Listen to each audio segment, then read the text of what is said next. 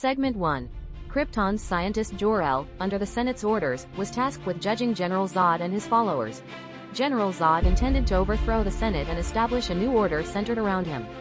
During the trial, Zod tried to win over Jor-El, promising him great power to fully utilize his talents. However, Jor-El remained unmoved. Ultimately, following the Senate's verdict, Jor-El banished General Zod and his followers to the Phantom Zone. After dealing with the rebels, Jor-El expressed his concerns to the Senate.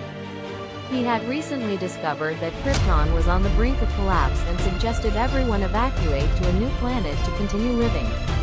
But the Senate members dismissed Jor-El's warnings as fearmongering and cautioned him against spreading such messages, threatening him with treason charges.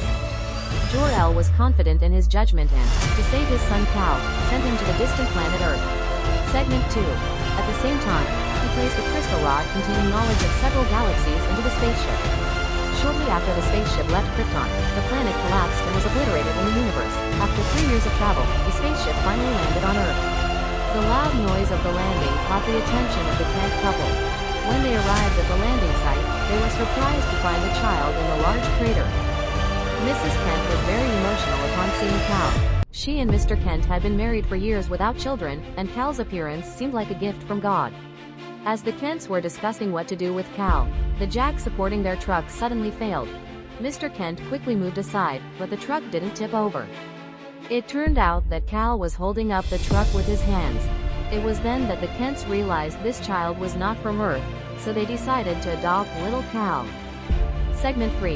They named him Clark Kent. Over the years, Clark grew into a young man. He always followed his adoptive father's teachings, deliberately hiding his superpowers and only using them in secret. This lifestyle made him feel very repressed. With his abilities, he could easily become a superstar on the football field. His adoptive father noticed Clark's confusion and told him that he must have a special mission on Earth, but it was definitely not to be a football star. After their conversation, Clark felt much better. However, not long after, his adoptive father passed away from a heart attack. Clark was lost again. Despite his great powers, he couldn't save his adoptive father. One night, Clark heard a buzzing sound from the barn and went to check it out, only to find the crystal rod. Through the crystal rod, Clark learned that to unlock his mysteries, he must go to the Arctic. Segment 4. So he bid farewell to his adoptive mother and headed north to the Arctic. There, Clark threw the crystal rod onto the ice, and a massive crystal palace emerged from the ice. Inside the palace, Clark saw a hologram of his biological father, Jor-El, and many of his questions were answered. Clark understood that his mission was to help the people of Earth. A few years later, Clark arrived in Metropolis. Clark got a job as a reporter at the Daily Planet. To better demonstrate himself, he disguised himself as a nerd. That evening, reporter Lois was about to take a helicopter to the airport for an interview. Unexpectedly, the helicopter's landing gear got tangled with a ground cable, causing a malfunction during takeoff.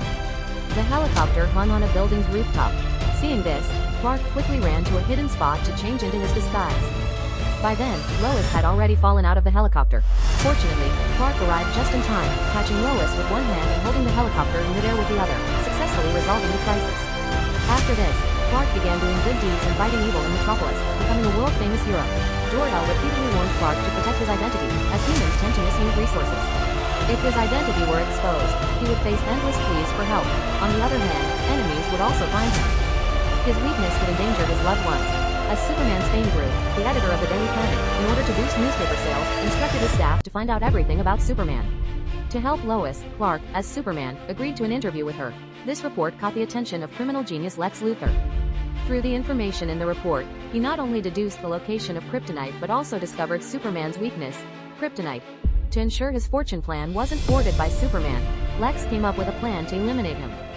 He arranged for his men to stage an accident on the highway to distract the soldiers, then had someone alter the missile launch parameters. He contacted Clark via special means, claiming to have released toxic gas in Metropolis's underground tunnels. Upon learning this, Clark immediately transformed and entered the tunnels to find Lex, although Lex had already set up triple barriers. Clark's steps couldn't be stopped. He quickly found Lex's lair. Seeing Superman had found him, Lex remained calm. He told Clark that soon 2 missiles would hit the west coast, causing tectonic movements that would sink California into the ocean. The land he bought cheaply would become the new west coast, and his wealth would multiply several times. Lex deliberately revealed to Superman that he had a controller to Clark to open a lead box containing kryptonite. Under the influence of kryptonite, Clark became extremely weak. Lex took the opportunity to hang kryptonite around Clark's neck and pushed him into a pool, intending to drown him. At the critical moment, Lex's assistant suddenly turned against him, helping Clark remove the kryptonite. After regaining his strength, Clark immediately flew into the sky and took one of the missiles into space to detonate it. However, the other missile still exploded at the fault line, causing earthquakes in nearby cities. The reservoir also leaked due to the earthquake. But Clark resolved all these issues one by one. Although he saved many people, he couldn't save Lois, which made him very distressed.